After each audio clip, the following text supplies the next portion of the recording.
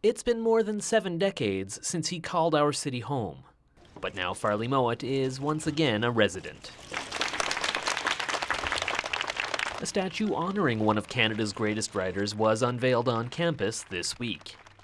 His widow, Claire, says his time here as a youngster helped shape who he became as a man, as he learned to embrace nature in Saskatoon. Oh, they had to move away, but of course, it was always part of his psyche, his brain, you know, the things that he was able to do as a boy that he wouldn't have done if he'd had to grow up in Toronto. Mowat passed away in Ontario last month, but work had already begun on the statue.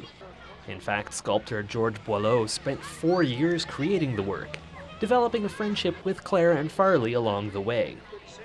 He says the author felt that it should reside in Saskatoon, and also had opinions on what it should represent. I asked him how he would like to be remembered, and it was so fast. He just said, "I'd like to be thought of as a defender of the natural world." Like, okay. And the dog came in. Now Farley and Chester will have a place of honor on campus for all time. Retired English professor Robert Calder says it's appropriate for the institution and the city to honor him in this way, comparing his relationship to Saskatoon to the ones James Joyce and W.B. Yeats had with Dublin. They defined what it was like to be a Dubliner or Irish, as well as being human.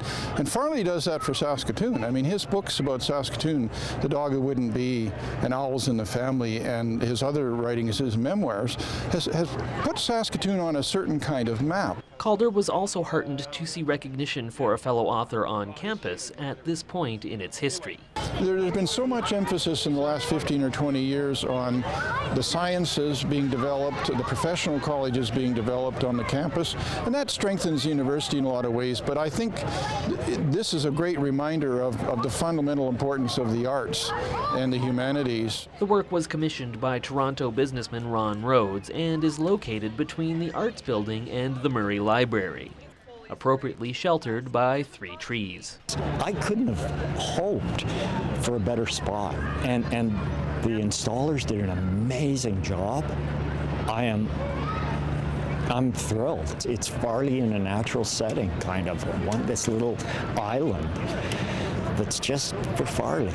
It's just lovely. I'm just sorry he's not here today. He would have been very, very pleased. For Campus Life, I'm Simon Hyatt.